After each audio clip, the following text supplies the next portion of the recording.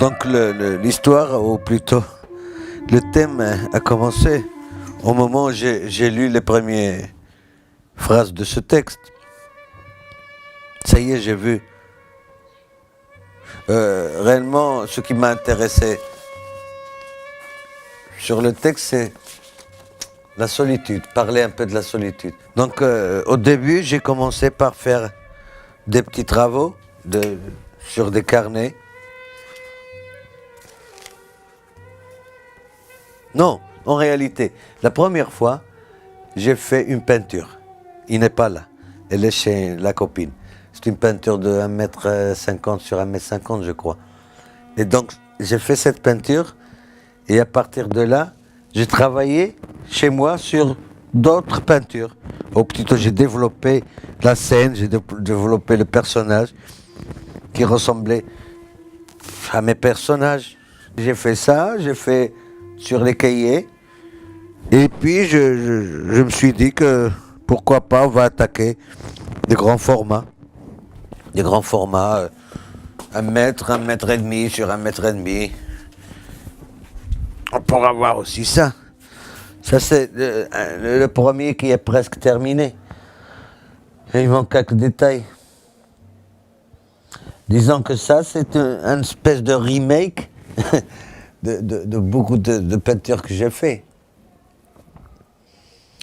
Et pour la couleur, oui, au début, j'ai fait le premier tableau, il était entièrement en couleur.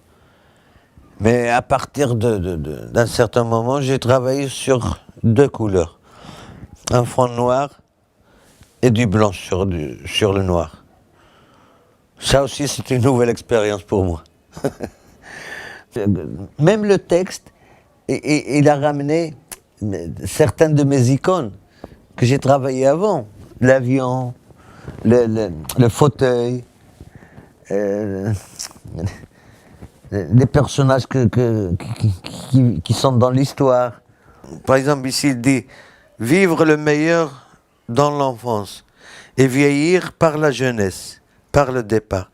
Cette phrase, dans l'autre peinture que j'ai chez Aurore, oui, j'ai fait une petite scène. Mais maintenant, pour moi, c'est la même chose, tu sais.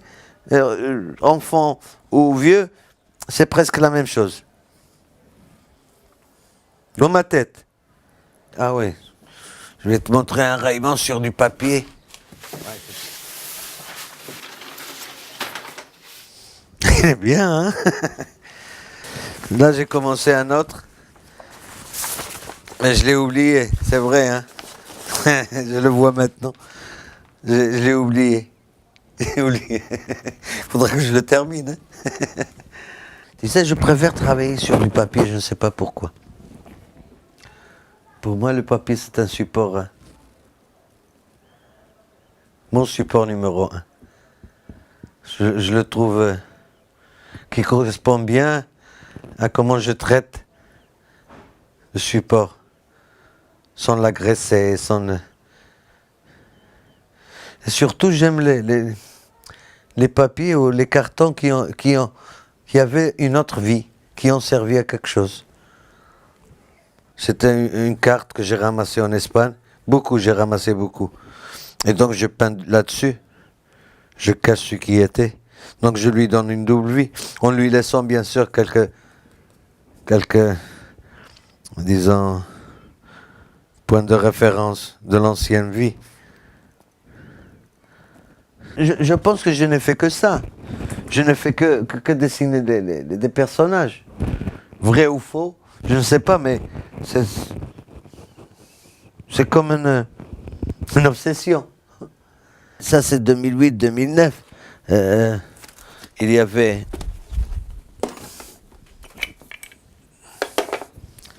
Je sais pas quelle année, mais tu vas voir, il y a...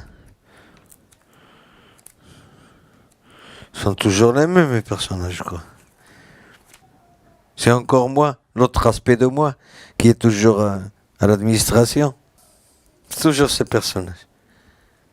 Tu sais, là-bas, j'ai des carnets avec lesquels je prends des notes, c'est des carnets bizarres. Donc je prends des notes de travail et je fais des dessins. Et ces carnets, personne ne les voit. Donc, je les passe sur Facebook. Déjà maintenant, avec, disons, je sais pas moi, une cinquantaine de dessins et de peintures, c'est devenu une histoire. Je me dis toujours que je suis un peintre, je fais de la peinture. Mais bien sûr, je fais des personnages. Mais ces personnages, pour moi, ce sont comme des icônes que je prends ou que je rencontre.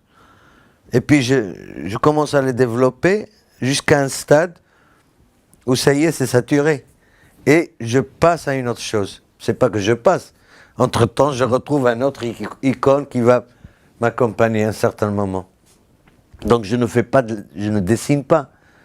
Je dirais même ces icônes. Peut-être c'est de l'abstrait.